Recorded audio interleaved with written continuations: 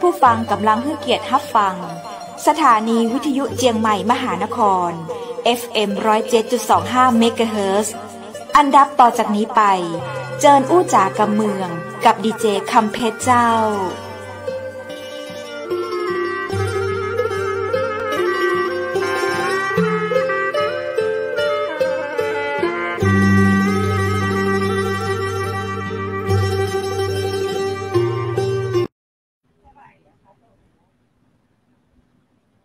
สวัสดีเจ้าคุณผู้ฟังที่รักทุกคนทุกท่านเจ้ายินดีต้อนรับคุณผู้ชมเข้าสู่ช่องเพจสถานีวิทยุเชียงใหม่มหานคร FM 107.25 เมกะเฮิรตซ์จากอาคารวังสิงห์คำจังหวัดเชียงใหม่วันนี้ข้าเจ้าดีเจคำเพชรยังออนโซดอยู่ตังอำเภอแม่เสลียงนะเจ้าที่สถานีวิทยุคลื่นเสียงสารวินอำเภอแม่เสลียงเจ้า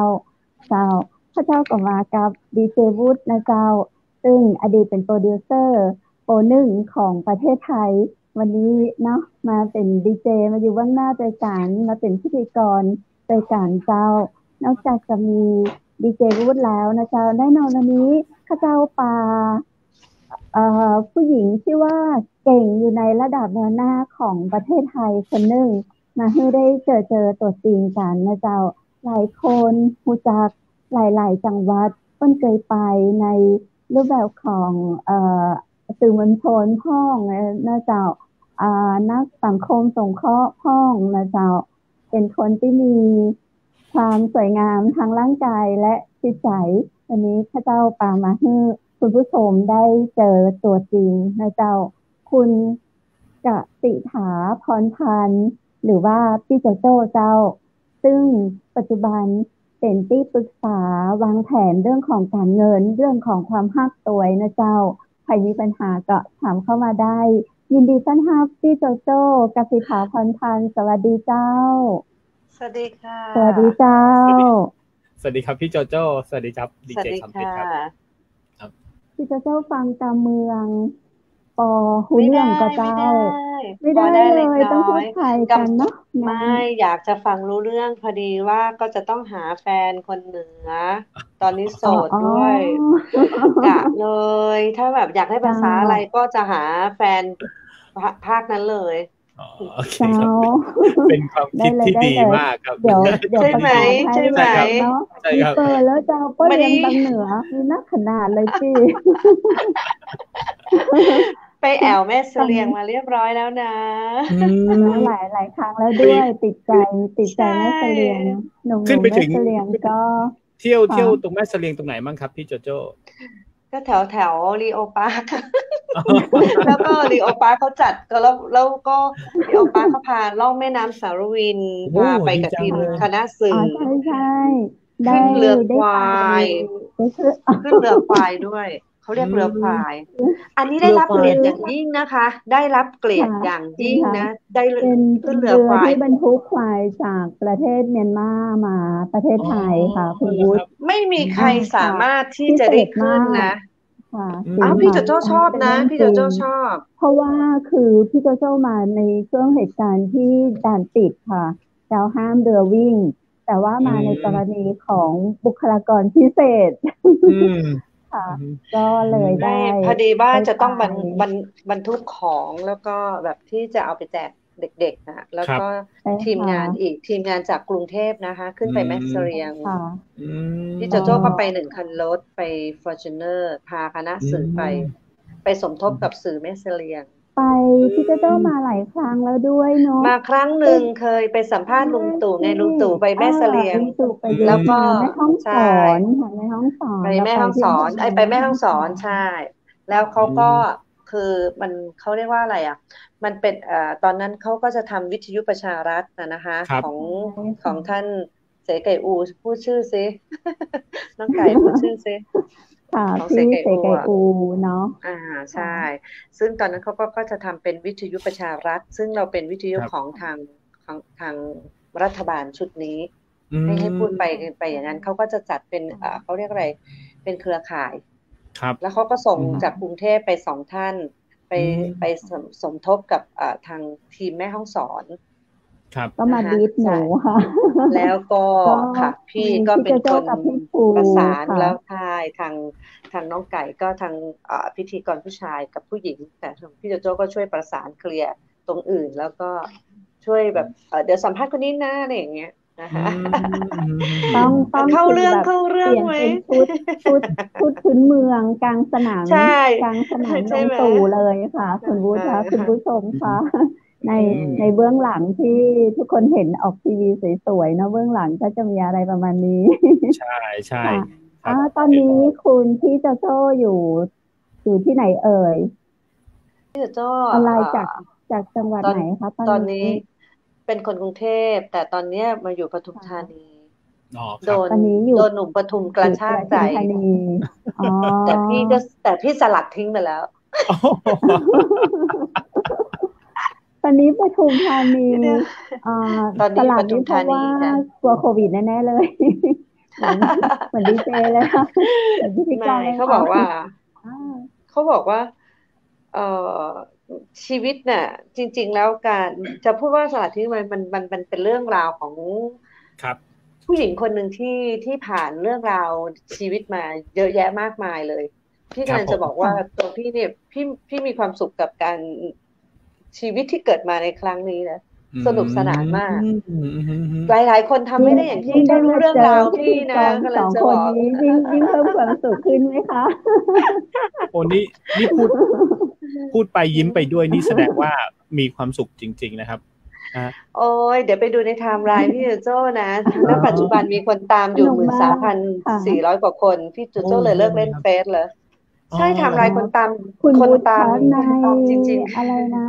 หน้า Facebook ค่ะหน้า Facebook เพจลงเมื่อ 2-3 วันที่แล้วจะมีผู้หญิงที่ใส่เสื้อสีส้มเต้นนะคะเต้นเพลงอะไรนะเต้นอยู่บนเวทีพอลงเวทีมาขับรถจากป่าใช่ไหมคะเราจะเข้าเมืองแม่เสรียงกันค่ะก็มาเจอเด็กๆตามถนนค่ะนี่ก็ลงไปเต้นค่ะเต้นแจกเงินเด็กๆค่ะตอนแรกเด็กเห็นรถมาจอดเด็กดอยเขาก็วิ่งหนีใช่ไหมคะเขากลัวแบบถูกจับขึ้นรถไปขายอะไรเงี้ยแล้วถามว่าเอาเงินมาแจกอีกพี่โจโจ้เห็นไหมเขาบอกว่าทิกดีพี่โจโจ้เงินแจกเลยเด็กๆที่ไม่กลัวเลยเพราะว่าพี่โจโจ้บอกว่าถ้าเกิดคุณกล้าที่จะแสดงออกกับเราเนี่ยเราก็ให้เราไปเพื่อให้อยู่แล้วถูกไหมคะก็สนุกค่ะเด็กก็สนุกแล้วมีน้ำใจจากที่เด็กจากมี2 คน 3 คนโอ้โหมาเต็มเลยค่ะผู้ใหญ่มาด้วยค่ะเต็มหมู่บ้านเลยครับแล้ว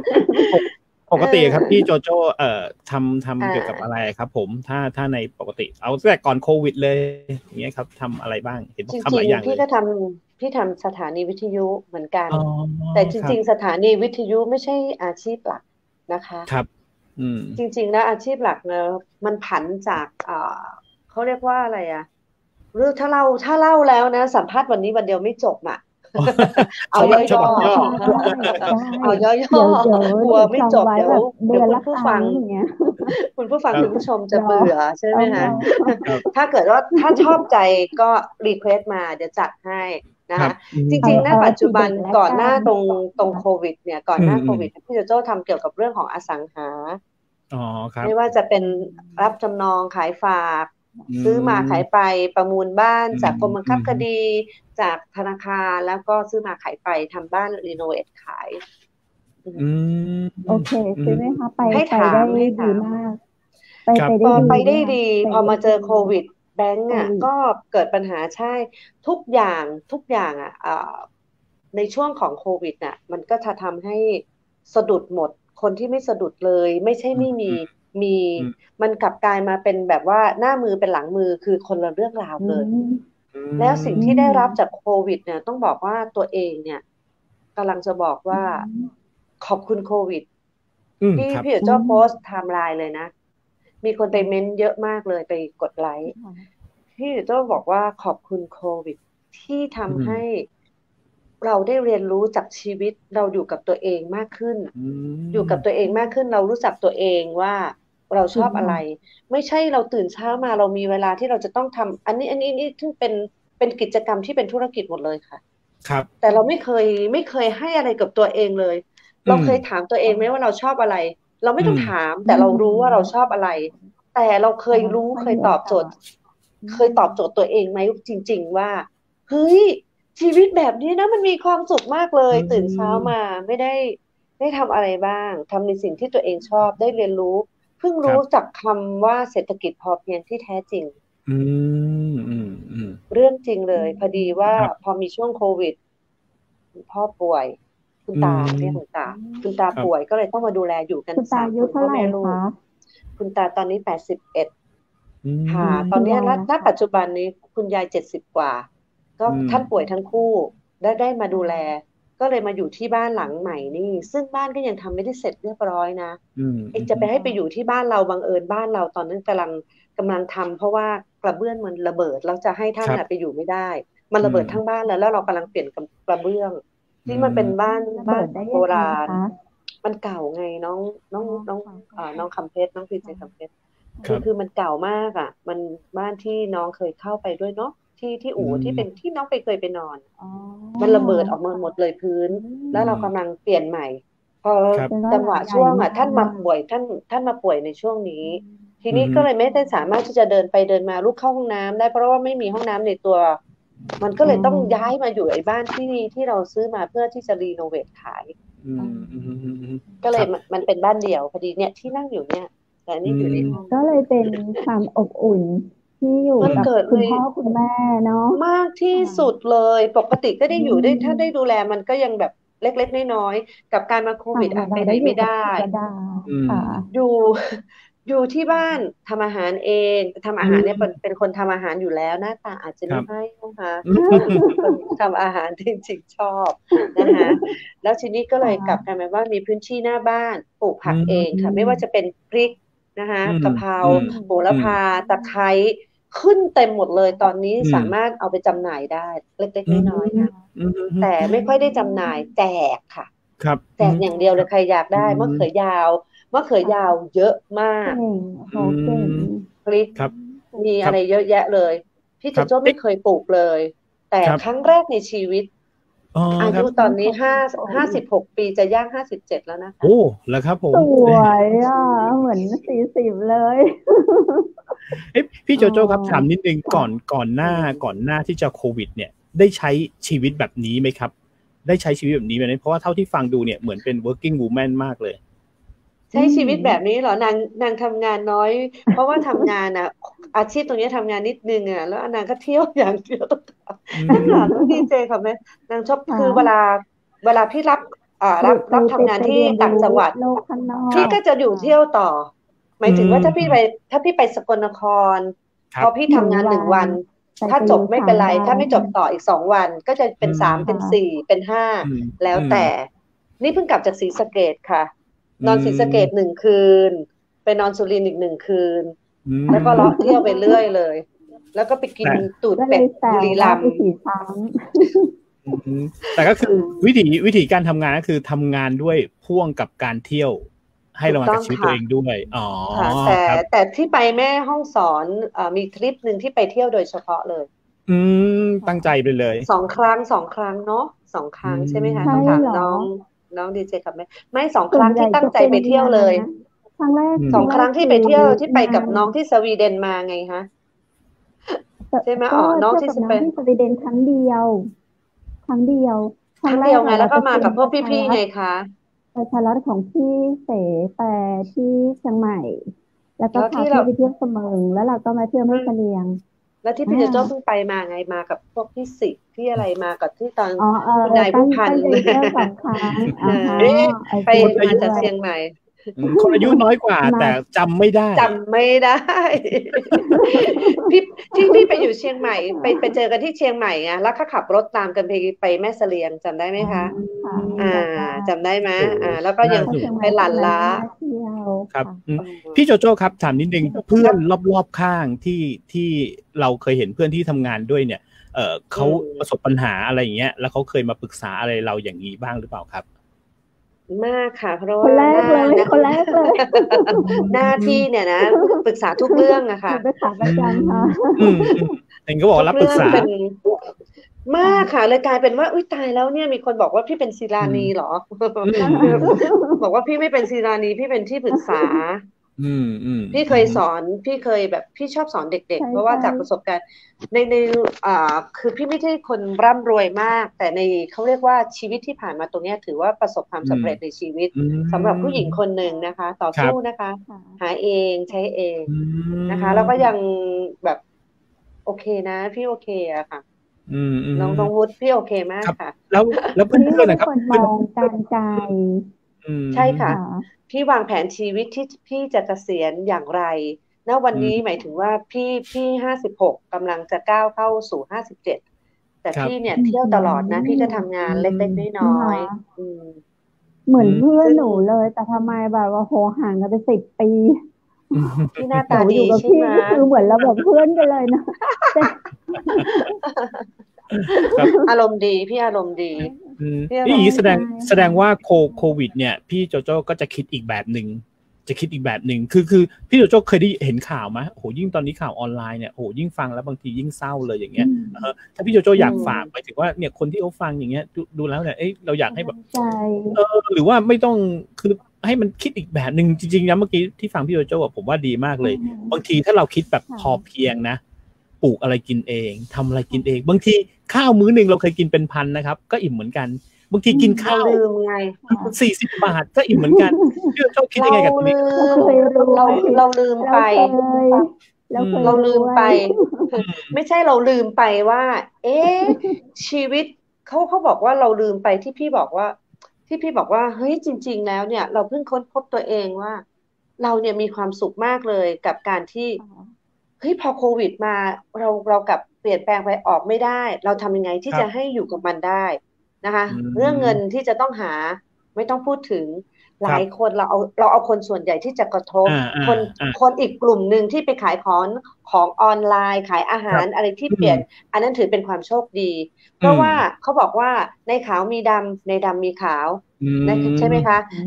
ในดีมีเสียในเสียมีดีแต่ว่าคนละเรื่องราวกันแต่ว่าถ้าเราพูดถึงในเรื่องของโควิดเราต้องมองในจุดใหญ่ที่ส่วนใหญ่คนจะกระทบทีนี้การกระทบคนที่จะทำยังไงเขาเหมือนกันหมดแหละเราไม่ต้องไปหนีไม่ต้องไปขอโทษนะคะไม่อยากใช้คำนี้เลยไม่ต้องไปทำลายตัวเองไม่ต้องทำร้ายตัวเองอย่าไปทำค่ะเพราะว่าไม่ใช่เราที่เป็นคนเดียวคนอื่นก็กระทบเหมือนกันแต่เราจะอยู่ยังกับมันอย่างไรให้ได้เพราะฉะนั้นเขาถึงบอกว่าคนหลายคนไปยึดติดอะไรบังเอิญเนี่ยพี่โจโจ้เนี่ยมันไปถูกวางแผนก่อนพี่โจโจ้ถึงพูดว่าไงว่าคนน่ะไม่ว่าจะทำอะไรเรื่องการใช้ชีวิตด้วยนะคะเรื่องการทำงานด้วยถ้าคุณไม่วางแผนคุณจะประสบความสำเร็จยากต้องมีแผนคุณจะทำอะไรชิ้นหนึ่งถูกต้องค่ะคุณมีแผนอย่างเดียวก็ไม่ได้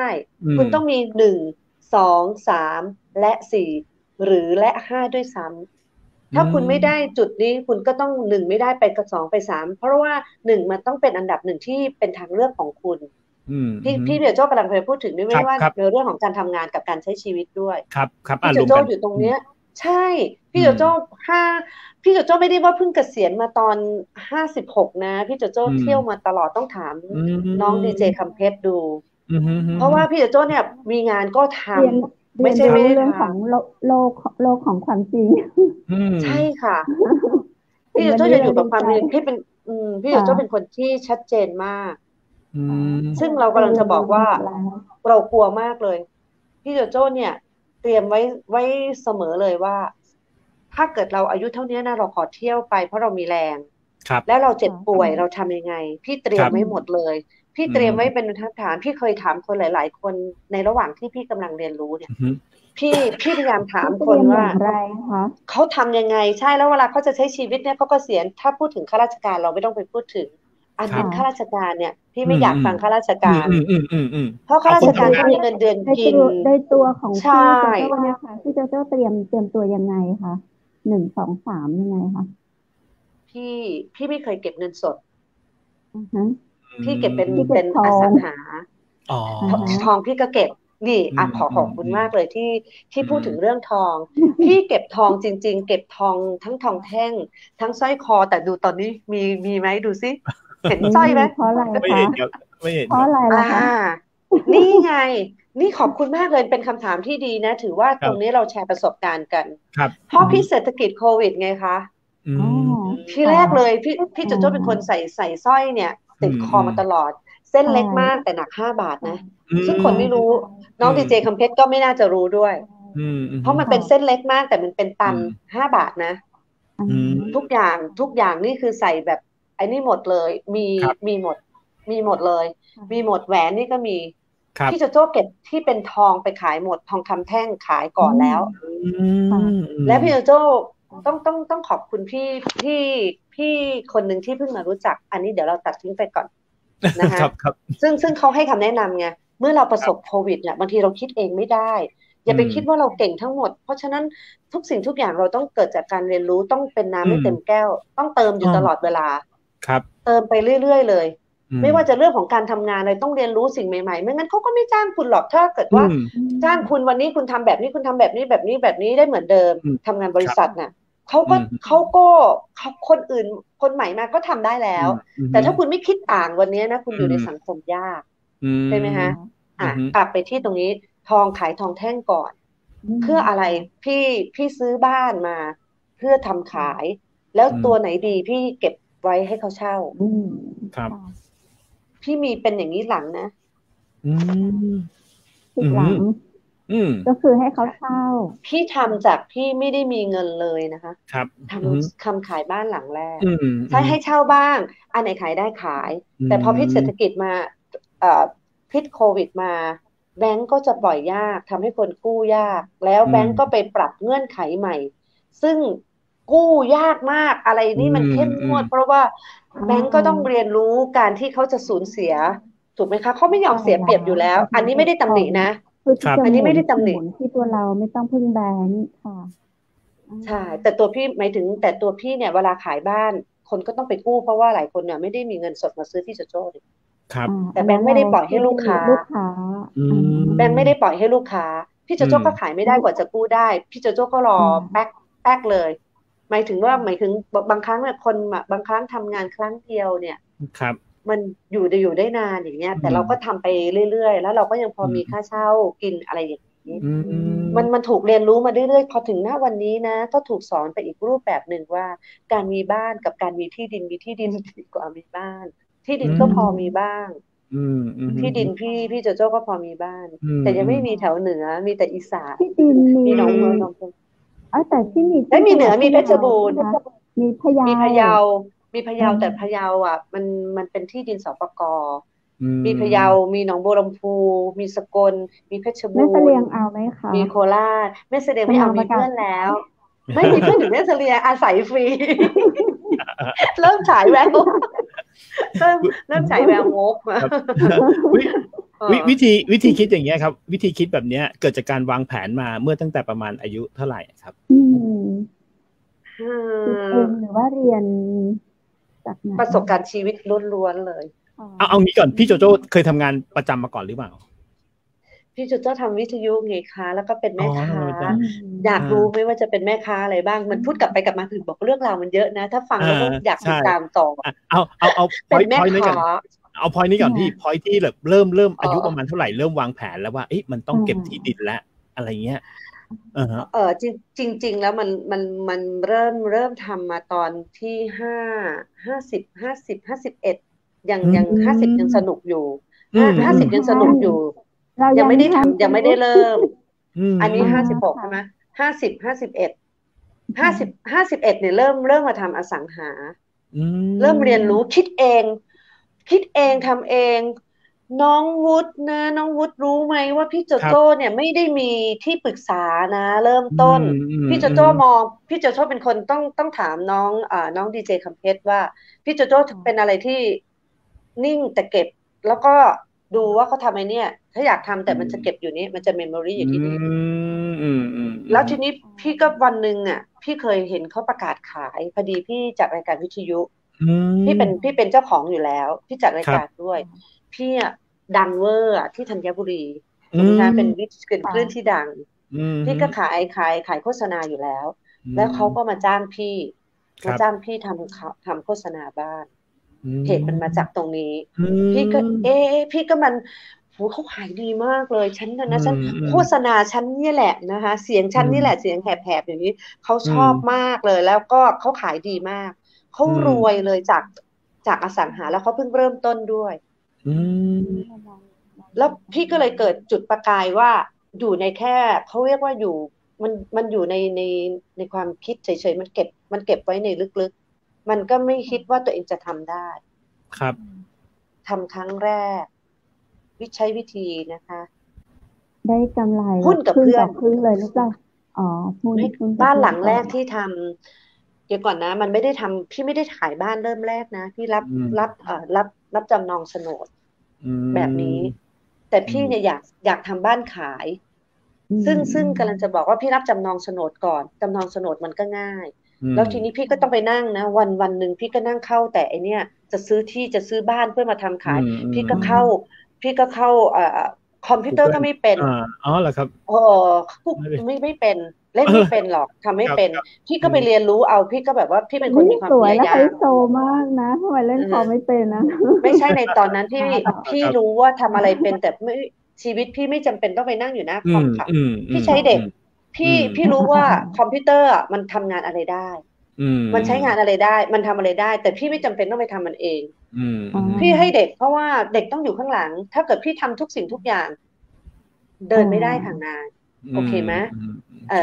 อันนี้คือเป็นวิธีคิดถูกไหมเราก็ต้องเอาสั่งไปแต่ทีนี้พี่ต้องการที่จะค้นคว้าหาข้อมูลพี่ก็เริ่มเข้าอินเทอร์เน็ตเข้าไปหัดใช้แค่จิ้มเข้าออกอะไรนี่มันเรื่องง่ายพี่ก็นั่งดูเลยเข้าไปที่กรมบังคับคดีค้นหาใหญ่เลยค้นอยากรู้อะไรค้นจิ้มอะไรไม่เป็นปุ๊บจิ้มเข้าไปเถอะเพราะไอ้ตรงนี้เราไม่ได้กลัวอยู่แล้วเพราะเราเป็นไงเข้าใจไหมเพราะเราเรียนรู้ว่ามันใช้ได้มันทำอะไรแล้วถ้าเกิดมันติดขัดอะไรเราก็ลูกหลานสิเราก็เรียกลูกเราเป็นแบบนี้นั่งหาจนตี 1 ตี 2ทำอย่างเงี้ยมานานมากเลยไม่ได้สำเร็จนะในครั้งแรกไม่ได้สำเร็จแต่มันได้เกิดจากการรู้วันหนึ่งเกิดจากไปประมูลจริงเรียนรู้ทุกรูปแบบเลยไม่ถึงขนาดนั้นมันเป็นเล็กๆน้อยๆแต่ถามว่าอาจจะดีกว่าหลายๆคนนะคะเพราะว่ามันอยู่ที่ว่าเราจะทำอะไรเนี่ยคุณตั้งใจทำจริงไหมคุณลงลึกกับมันจริงไหมแล้วคุณยอมแพ้กับมันง่ายๆหรือเปล่าแล้วการทำงานถึงบอกต้องมีอะไร1 2 3 4ถ้าคุณไม่ได้นะคนหลายๆคนที่พี่ฟังมาที่พี่เรียนรู้มาพี่นั่งฟังหมดเลยว่าคนสมมุติว่าคนจะเอาโฉนดมาไว้พี่ก็จะถามเลยพี่ก็เหมือนธนาคารแต่เป็นธนาคารเอกชนโอเคไหมพี่พูดอย่างนี้เข้าใจใช่ไหมคะเพราะฉะนั้นพี่ก็มีหน้าที่ที่จะต้องสอบพี่เป็นในแบงค์เปรียบเหมือนในแบงค์สมมุติว่าน้องวุฒิเนี่ยจะมาอยากจะมีที่ดินหรือมีบ้านจะเอามาไว้พี่ต้องถามเลยว่าคุณเอาไปทำอะไรไม่ได้ต่างกับแบงค์เลยคุณเอาไปทำอะไรคุณต้องการแต่ถ้าเกิดคุณไม่ให้เราถามเราก็จะไม่ได้ให้เหตุผลเพราะว่าเราคุณกู้เราไม่ได้อยากยึดที่ดินคุณนะนโยบายพี่ไม่มีคนเข้ามาก็เลยถึงชอบใจเราต้องการให้คุณเนี่ยเอาไปทำธุรกิจแล้วคุณต้องไปรอดเข้าใจหรือยังครับเข้าใจแล้วใช่ไหมคะเพราะฉะนั้นเราไม่อยากจะทิ้งเพราะว่าเราต้องดูสิว่าอาชีพเราก็กินดอกเบี้ยแต่ถ้าเราอ่านแล้วปุ๊บแบบนี้นะไม่ได้เราก็ไม่ให้แล้วเราก็จะสอนเขาต่อเราไม่อย่าใช้คำว่าสอนขออภัยเราก็จะแลกเปลี่ยนกับเขาหลายๆคนต้องขอบคุณพี่นะเดี๋ยวพี่เล่านิดนึงนะครับดีครับพี่พูดไม่ปิดออกอากาศเลยพี่พูดไม่ปิดเลยพี่มีที่เพชรบูรณ์อยู่15 ไร่กับ300 กว่าตารางวาเกือบ16 ไร่เนาะหรือ100 กว่าตารางวาพี่จำไม่ได้เชื่อไหมว่าเขามาขายฝากเราไม่พูดในดีเทลว่าการขายฝากคืออะไรพี่เล่าคร่าวๆว่าเขาทำกับพี่1 ปีขายฝากถ้าเกิดว่าไม่จ่ายไม่มีการจ่ายชำระดอกเบี้ยตามข้อตกลงจะหลุดเป็นของพี่เลยโดยอัตโนมัติในสัญญาเขียนไว้อย่างนั้นเป็นทำกับกรมที่ดินค่ะมีการโอนกันที่กรมที่ดินเลยอันนี้คือเงื่อนไขที่เป็นแบบนี้สากลนะคะครับณวันนี้4 ปีกว่า เขาเขาขาดเขาไม่ได้ดิเขาเรียกว่าเขาไม่จ่ายดอกเบี้ยแล้วมันก็เลยหลุดโดยอัตโนมัติและพี่ไม่ปล่อยให้หลุดใน1 ปีแรกที่ผ่านมาตั้งแต่ปี59แล้วพอเขาทำตั้งแต่ปี59ปี60พี่ก็ไปต่อให้เขายังขาดดอกเบี้ย2 เดือนนะ2 เดือน3 เดือนพี่ต้องไปต่อให้เขาก่อนเพราะว่าไม่อยากให้เขาหลุดเพราะว่าที่ดินของคุณเยอะเงินที่เอามาไว้เงินเล็กนิดเดียวเขาเนี่ยขอบคุณยกมือไหว้พี่ยกมือไหว้แล้วยกมือไหว้อีกหลังจากนั้นเขาก็ส่งดอกเบี้ยให้พี่1 เดือนพี่ก็ต่อให้เขาไปอีกครับต่อให้เขาไปอีก4 เดือนหลังจากนั้นก็ไม่เคยจ่ายดอกเบี้ยมาเลยจนณถึงวันนี้แต่ผลสุดท้ายพี่ไปเยี่ยมเขาเมื่อตอนปีใหม่ไปตามหาเขาไม่ยอมรับสายโทรศัพท์ไปก็ไม่รับสายครับดีเจคำเป็นหายครับผมคุยกันต่อได้เลยครับไปทำธุระส่วนตัวเสร็จแล้วพี่ต้องไปตามเขาที่ถามบอกว่าพี่ไม่ได้อยากยึดคุณเอาไปขายแล้วคุณคืนในส่วนที่คุณเป็นหนี้เราตามกติกาข้อตกลงนางเอกนะ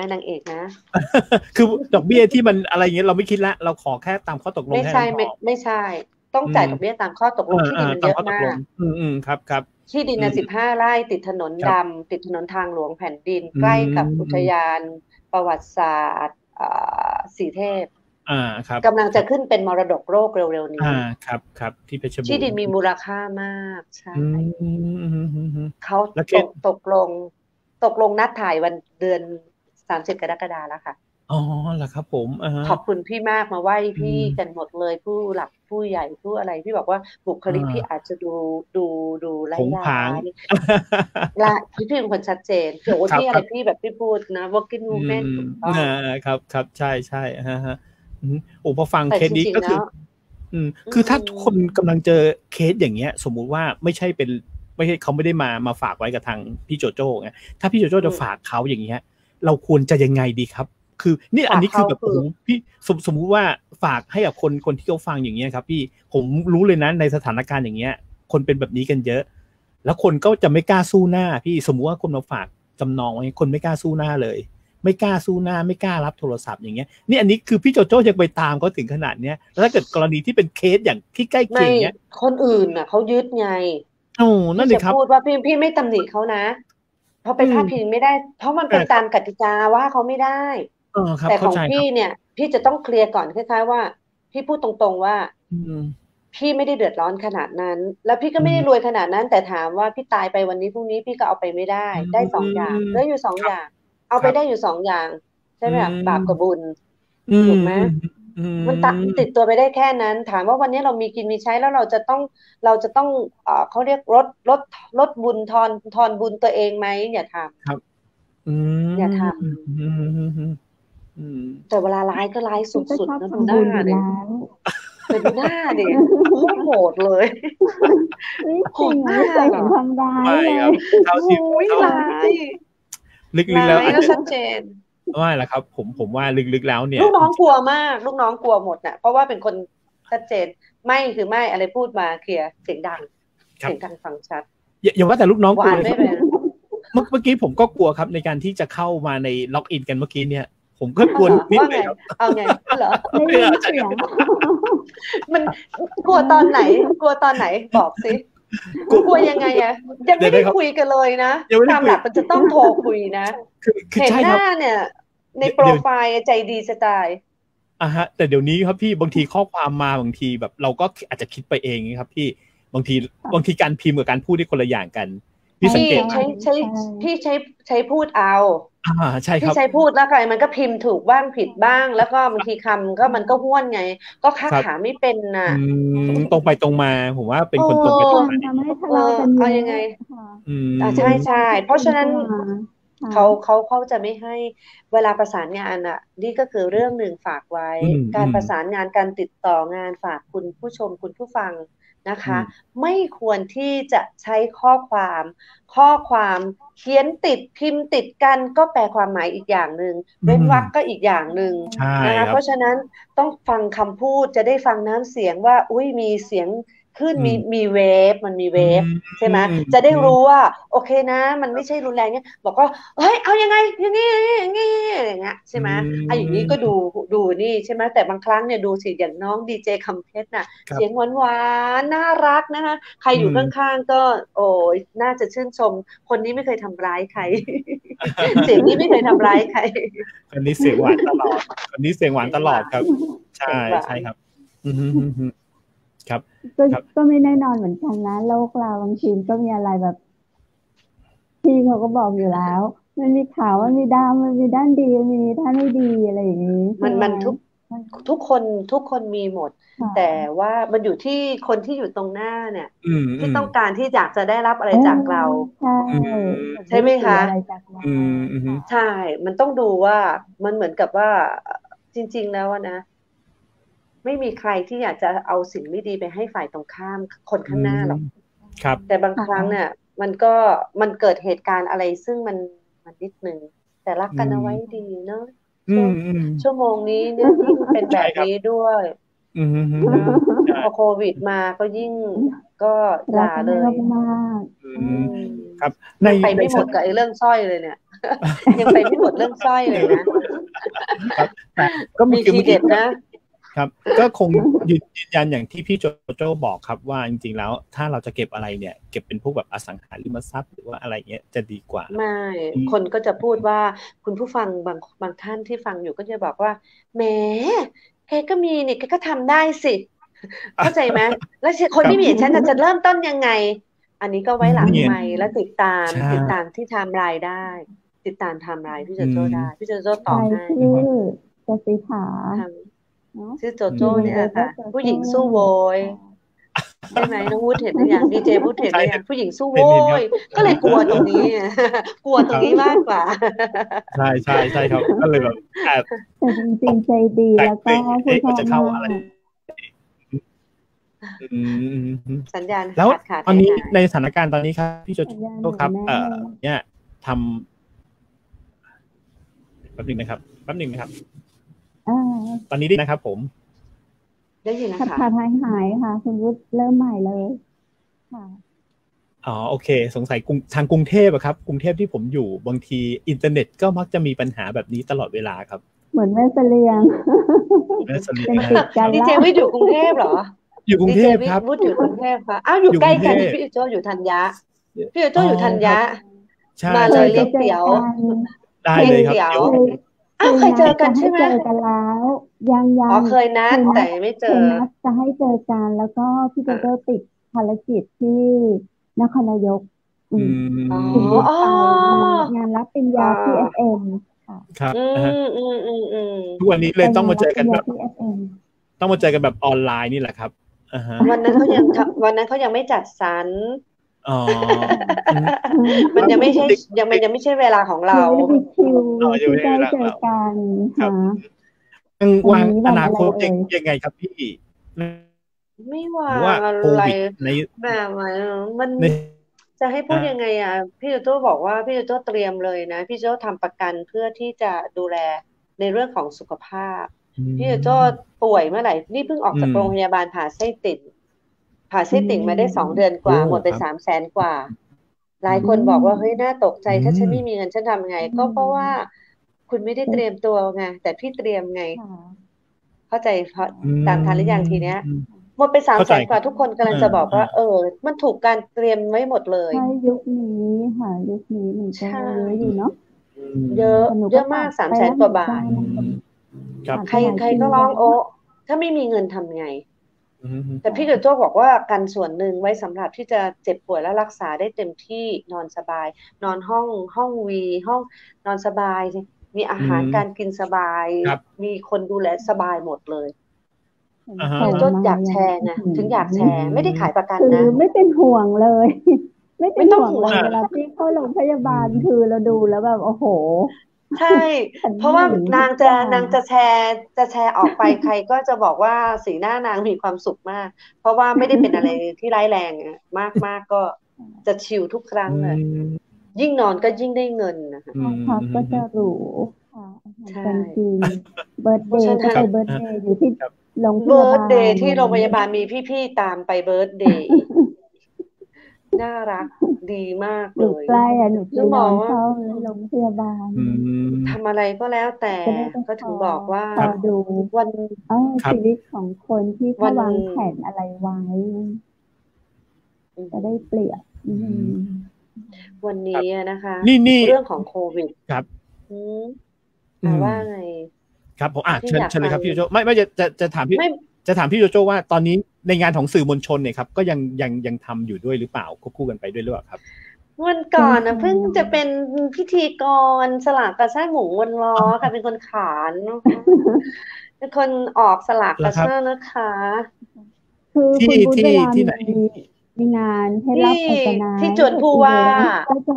เชิญพี่โจโจ้มาเป็นพิธีกรให้ใช่จะเป็นพิธีกรเดี่ยวไม่ได้อย่างวันนี้ที่บ้านบอกว่า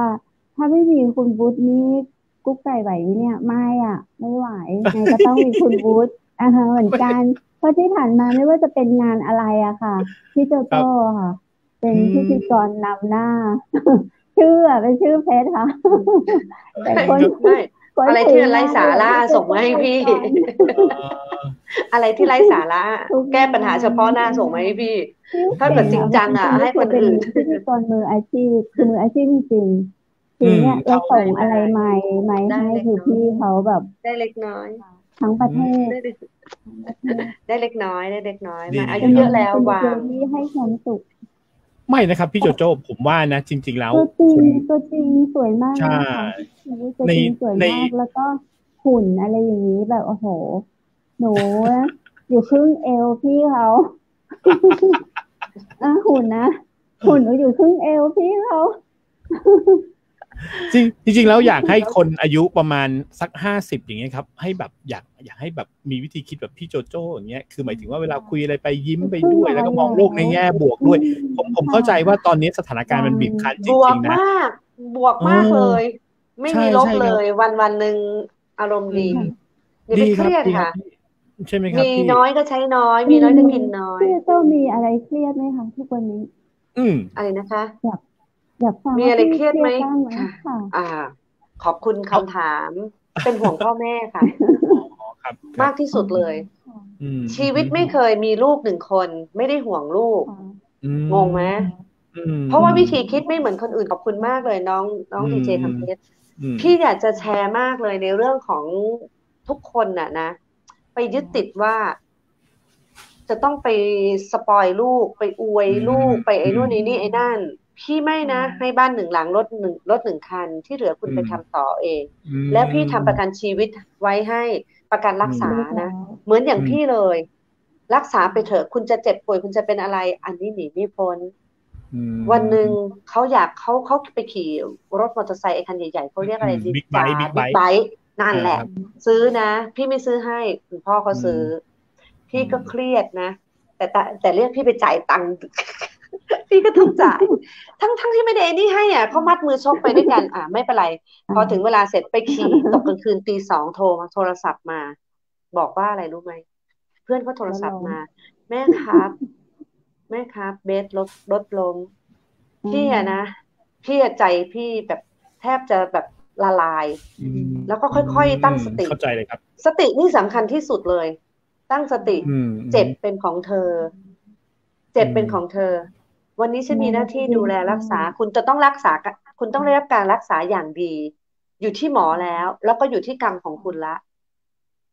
เพราะว่าเราไม่ได้สามารถทำอะไรให้ได้เพราะว่าถ้าคุณเลือกที่จะขับรถมอเตอร์ไซค์รถยนต์มีให้คุณแต่คุณเลือกที่จะขับรถมอเตอร์ไซค์คุณก็ต้องมีวันนี้เพราะฉะนั้นทำใจถ้าแขนหักขาหักถ้าพิการอะไรก็ต้องตามนั้นไม่ใช่ปล่อยทิ้งนะแต่จะต้องอยู่กับมันต้องเรียนรู้กับมันตัวเรานะเรียนรู้กับไอ้เรื่องราวที่มันจะเกิดขึ้นมาสู่เราเนี่ยเรียนรู้กับมันต้องอยู่กับมันให้ได้ขับรถไปคุณพ่อเขาไม่ได้ไปเลยนะคะพี่ไปคนเดียวค่ะตี 2กว่าขับรถไปคนเดียวแล้วก็บอกกับตัวเองอยู่ตลอดเวลาเลยว่าเราไม่ได้สามารถที่จะเจ็บแทนลูกเพราะฉะนั้นเราอย่าไปทุกข์ลูกอยู่กับหมอต้องปลอดภัยมันเลยไม่เครียดไม่อะไรเลยกับการวางได้อย่างดีแล้วพอไปถึงใช่ต้องคิดบวกให้เยอะๆเลยครับ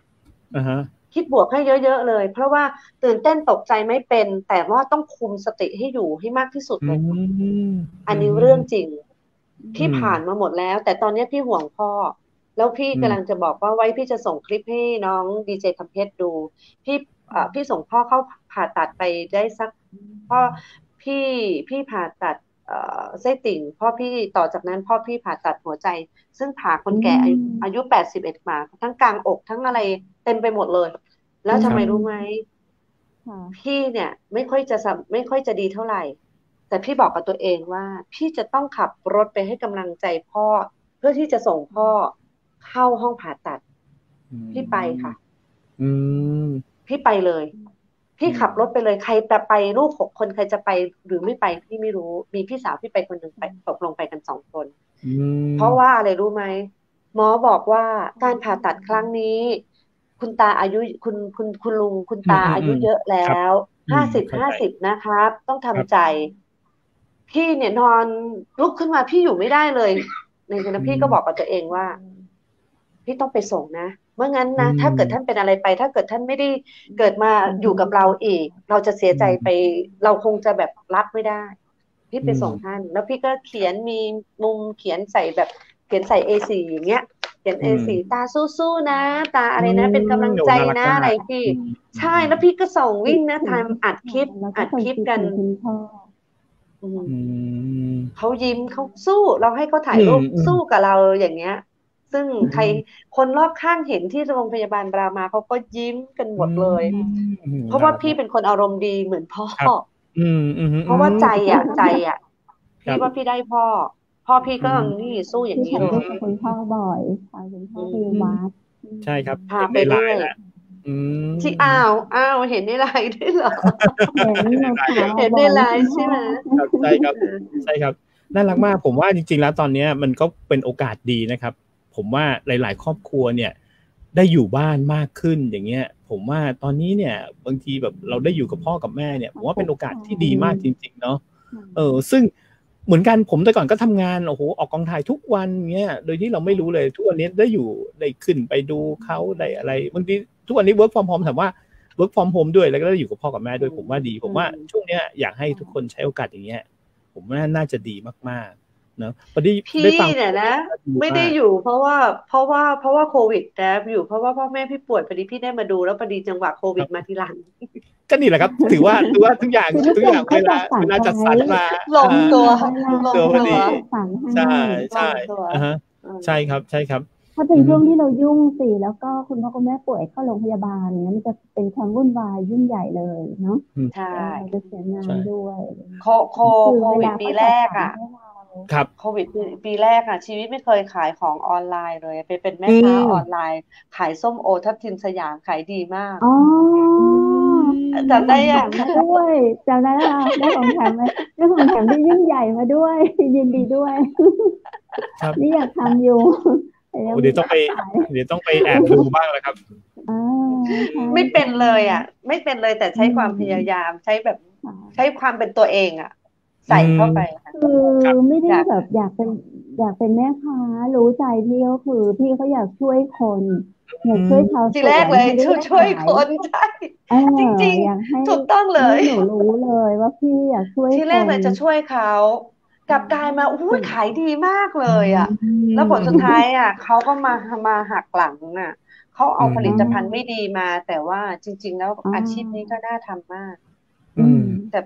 พี่บางทีพี่ไม่ค่อยชอบอยู่กับโทรศัพท์เยอะๆนอกจากจะฟังเพลงหรือดูคลิปชอบมากเลยชีวิตชอบดูคลิปมาก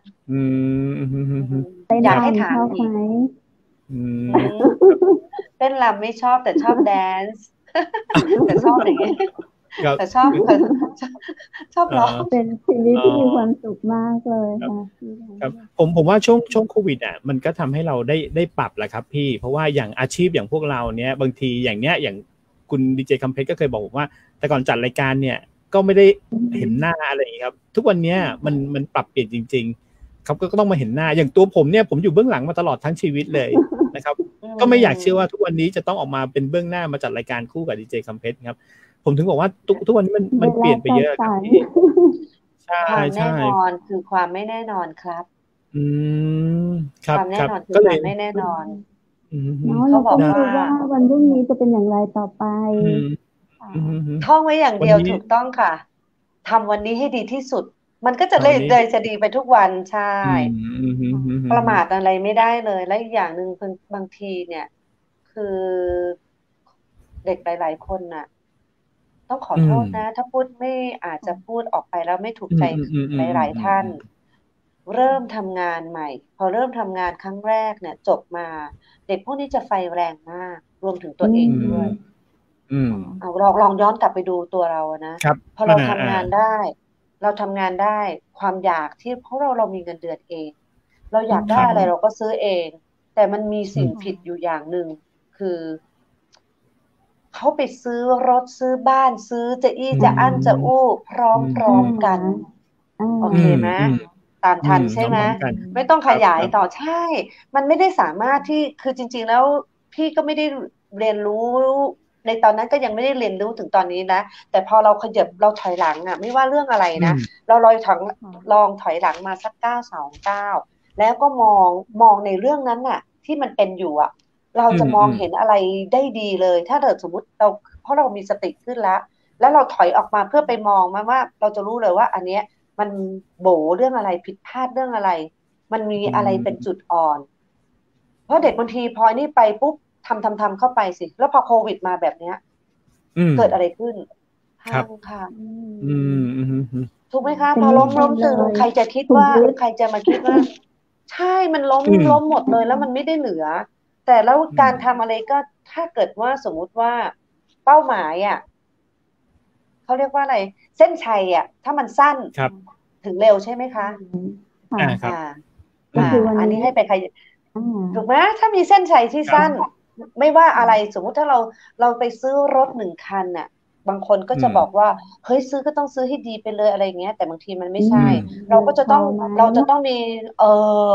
มันต้องประกอบกับเงินเดือนประกอบกับค่าใช้จ่ายอะไรการใช้ชีวิตอะไรค่าที่เราจะต้องใช้ค่าใช้จ่ายส่วนตัวค่าใช้จ่ายทางบ้านพ่อแม่อะไรอย่างเงี้ยพ่อแม่ขาดไม่ได้นะต้องดูแลต้องดูแลครับแล้วประสบการณ์อย่างนี้ครับพี่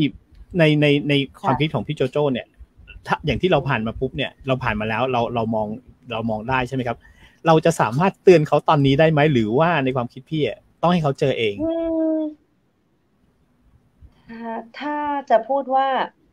คนบางคนน่ะหลายคนน่ะเขาเชื่อมั่นในตัวเองซึ่งกำลังจะบอกว่ามันพี่โจโจ้อาจจะเชื่อเรื่องเขาเรียกอะไรบาปบุญอะไรอย่างนี้ด้วยที่เราสร้างมาในตั้งแต่ตรงอะไรอย่างเงี้ยบางครั้งเขาบอกว่าคนเราเก่งนะหลายคนเขาบอกว่าเฮ้ยทำไมฉันน่ะเก่งกว่าโจโจ้อีกแต่ทำไมโจโจ้มันแบบรุ่งอะไรอย่างเงี้ยอันนี้มันแล้วไม่ต้องขยายความใช่ไหมคะเป็นเพราะอะไรอันนี้วาสนาไม่เท่ากันใช่ไหมคะบางคนมันเทียบไม่ได้ค่ะแล้วบางทีที่เราสะสมมานะคะบางทีเขาเก่งกว่าเราเนี่ยแล้วบางทีเหมือนกันแต่ตัวพี่ไม่คนมันต่างกันแล้วซึ่งตรงนี้บางทีมันเทียบไม่ได้บางคนก็ขยันแทบตายเลยแต่ทำไมฉันไม่ได้ล่ะเพราะว่าโอกาสด้วยโอกาสไม่เท่ากันแต่บางครั้งก็เนาะการกระทำด้วยมันประกอบกันหมดวาสนาก็สำคัญมีข้อความนะคะมีข้อความบอกว่าคือเขาฟังตั้งแต่แรกที่พูดถึงเรื่องของที่ดินเนาะ1 ปีที่ควรจะยึดแต่ที่ไม่ยึดที่ปล่อยถึง4 ปี5 ปีในนี้เขาบอกเขาบอกว่าโหเคสเจ้าหนี้ที่เจอตั้งใจจะยึดที่ดินอย่างเดียวให้กลุ่มชายสกัดบุกไล่อย่างกันในหนังแต่สำหรับของพี่เขาชมพี่จิตใจดีมากค่ะเนี่ยก็พี่จิตใจดีงามของพี่ในอะไรช่วยให้พี่ทำอะไรแบบมีอุปสรรคน้อยมากพี่ไม่ได้คุยนะพี่พูดเรื่องจริงโฉนดอยู่ตรงนี้เลยพี่ยังหยิบให้ดูเดี๋ยวนี้ได้เลยแล้วพี่จะบอกว่าเพราะว่าที่ดินแปลงเนี้ยลูกเป็นคนเอามาเพื่อเอาเงินไปใช้อะไรพี่ไม่รู้ถึงขนาดนั้นพี่ไม่ถามเยอะเพราะว่าพี่พูดตรงๆเลยนะเล่าก็ได้เงินแค่250,000 แล้วพ่อเนี่ยคิดถึงพ่อเราสิพอกันอายุแก่ๆมาเนี่ยเขาจะเสียดายไหมเป็นที่ทรัพย์สินของเขาซึ่งเป็นที่จะมรดกหรืออะไรพี่ไม่รู้แล้วเราทำลงไหม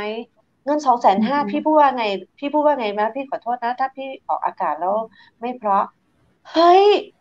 เงิน250,000เนี่ยแกจะทิ้งเหรอแกต้องให้ฉันมาตามเหรอเนี่ยฉันเป็นเจ้าหนี้นะแล้วทำไมถึงไม่เสียดายทำไมไม่โทรพี่โทรก็ไม่รับถึงไม่อะไรพี่ต้องขับรถมายันเพชรบูรณ์แต่พี่ก็ใส่ตามบุคลิกพี่นี่แหละพี่ใส่ก่อนแต่จริงใจดีบอกว่าพี่ให้โอกาสคุณจะถ่ายไหมโอ้โหนี่กราบเลยผมว่าอยากจะไอ้นี่พี่สาวเอาไปไว้พี่โทรหาไม่รับแต่ไปถึงพี่ก็ไปตาม GPS ตามเขาตามเลขที่โฉนดพอไปถึงเจอบังเอิญพี่ก็ดูตรงนั้นพี่ดันไปถามเอากับอะไรรู้ไหมไปเจอกับนายกอบตพอถามเราที่แปลงเนี้ยอยากจะหาเจ้าของบ้านเขาอยู่ตรงไหนเขารู้เลยอ๋อไอ้นี่เขาโทรตามมาให้ทันทีเลยไปเจอถามถูกคนน่ะมันเหมือนกับเห็นไหมมันดวงคนน่ะดีเจวุฒิเห็นไหมไปเจอกับนายกเลยนะนายกพื้นที่อ่ะไปเจอกับคนเจ้าของพื้นที่เขา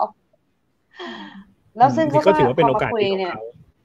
ผลสุดท้ายเขาก็ไปรวบรวมเงินกันให้เราได้รู้ได้เข้าใจในเรื่องราวชีวิตเยอะมากเลยเนาะสมมติเนาะชีวิตคนที่ยากลำบากแล้วก็เคยทำอย่างที่เจ้ามาแต่เจ๊งเยอะมากบางคนแบบนะไม่ได้ทำมาแต่แรกขายบ้านขายของตลาดนัดนะมีเป็นพันล้านหมื่นล้านเขายังเราไม่เข้าใจข่าวออกมาว่าฆ่าตัวตายเพราะอะไรอย่างเงี้ยเนาะบุญเขายังไงเราก็ไม่รู้แต่เราเห็นที่เจ้าวันนี้เริ่มมาจากเล็กๆน้อยๆเริ่มมาจากสิ่งที่เล็กๆแล้วก็มาอยู่ในยุคของโควิดซึ่งใครๆก็เหนื่อยล้าใครๆก็แบบท้อแท้แต่ที่เจ้ามีความสุขมากในขณะที่ยังมีคุณพ่อคุณแม่ป่วยอยู่ด้วยที่เจ้าก็ยังมีความสุขที่เจ้าก็ยังแฮปปี้กับชีวิตทางครอบครัววันนี้นะคะเรา2 คนคุณบูธแล้วก็ดีเจกำเพชรค่ะต้องขอบคุณพี่เจ้ามากๆเลยนะคะโอกาสหน้าหวังเป็นอย่างยิ่งเลยค่ะว่าพี่เจ้าจะมาร่วมรายการกับเราอีกเพราะวันนี้เวลาเราอยากให้ยาวกว่านี้ค่ะแต่เวลาของเราเนาะเรามีโอกาสเจอกันแน่นอนค่ะเดี๋ยวจองไว้ค่ะสำหรับวันนี้ขอบคุณพี่เจ้ามากนะคะขอบคุณพี่เจ้ามากค่ะคุณผู้ชมเจ้าจะได้เนาะกำลังฟังที่เพิ่นเล่าถึงชีวิตในยุคของโควิดนี้จึงเป็นให้หัวตั้งแต่เข้ารายการจนจบรายการเจ้าเอาไปเป็นตัวอย่างเนาะจากสิ่งเล็กๆน้อยๆค่อยๆเก็บค่อยๆทำไปเนาะไม่ต้องกึดอย่างนักไปไกลกึดแค่วันนี้กึดในระยะที่สั้นๆอย่างที่ตีเพิ่นบอกเนาะว่าเขาคิดทำในสิ่งที่เขาควรจะทำได้บ่ประมาทบ่คิดใหญ่บ่คิดโตจนเกินไปเอาคือวันนี้ให้ดีที่สุดก็แล้วกันเนาะขอบคุณพี่โจชักมากนะเจ้าขอบคุณคุณผู้ชมที่อยู่ร่วมรายการกันมา1 ชั่วโมงเต็มๆนะเจ้าวันนี้เนาะจะได้คุณผู้ชมก็จะลืมแนะนำนะเจ้าใครฮื้อไผ่เข้ามาร่วมรายการมาอู้มาจ๋าในรายการเชียงใหม่มหานครอู้จ๋ากับเมืองต่างเชียงใหม่มหานครกับพระเจ้าดีเจคำเพชรและดีเจวุฒิเจ้าแจ้งเข้ามาได้นะเจ้าที่ฝ่ายประสานงานเจ้าไปต่อที่คุณนุชเชียงใหม่มหานคร FM 107.25 เมกะเฮิรตซ์ตั้งอยู่ที่วังสีธรรมนะเจ้าอำเภอเมืองจังหวัดเชียงใหม่เนาะบอกว่าคนที่อยู่ร่วมรายการอยู่สุราษฎร์ธานีอยู่ปราจีนบุรีอยู่ยะลาอยู่กรุงเทพแม่ฮ่องสอนอู้จ๋ากันได้เจ้าเขาอู้ผ่านได้ระบบเป็นของไอทียุคใหม่ข้าเจ้าก็ไม่แน่ใจว่ามันชื่ออย่างเนาะรู้ว่าดีเจบูธเป็นดาวมาจากต่างประเทศคุณนะเจ้าจะได้วันนี้ขอบคุณสปอนเซอร์ใจดีนะเจ้าขอบคุณบริษัทเฮนลิสซิ่งจำกัดตู้สาขาทั่วประเทศไทยวันนี้ไผ่บ่มีสตางค์ก็ลองไปอู้กับเปิ้ลนะเจ้าเห็นเป็นว่าดอกเบี้ยน้อยก็ค่อยช่วยเหลือคนบ่มีสตางค์เนาะขอบคุณโรงแรมแม่เสลียงเวียงงามเจ้าเปิดบริการตลอด24 ชั่วโมงข ขอบคุณครัวปินโตเชียงใหม่อันนี้ก็สั่งอาหารได้นะเจ้าไปส่งถึงบ้านตู้บ้านเลยนะเจ้าในเขตอำเภอเมืองจังหวัดเชียงใหม่โทรไปที่0818843354นะเจ้าขอบคุณคุณผู้ชมที่น่าฮักทุกคนทุกท่านวันพรุ่งนี้ตีกระปะกันแห่งใหม่นะเจ้าวันพรุ่งนี้จะเป็นในช่วงของอู้ไปเรื่อยมีอย่างว่านๆมาให้ไพ่หัวตลอดรายการหรือว่าจะมาให้โดยกันแต่ยังโมโหเหมือนกันวันพรุ่งนี้ก็รอไปตามชมเวลาเดิมนะเจ้า 20:00 นปะกันที่นี่สำหรับวันนี้ข้าเจ้าลาไปก่อนเนอะให้คุณผู้ชมนอนรับฝันดีสวัสดีเจ้า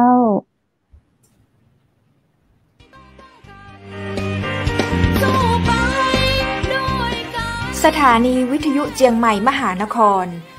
107.25 เมกะเฮิรตซ์ขอแสดงความห่วงใยและเป็นกำลังใจให้ทุกท่านในช่วงการระบาดของโรคโควิด -19 ในครั้งนี้เพื่อลดความเสี่ยงควรสวมหน้ากากอนามัยทุกครั้งล้างมือเป็นประจำขอให้อยู่ที่บ้านให้นักที่สุดด้วยความปรารถนาดีจากหมู่เฮาเจ้าเจียงใหม่มหานครสนับสนุนโดยกาแฟโกแม็กคอฟฟี่และโรงแรมแม่เสรียงเวียงงามโทร 053-621-444 และ 081-595-2883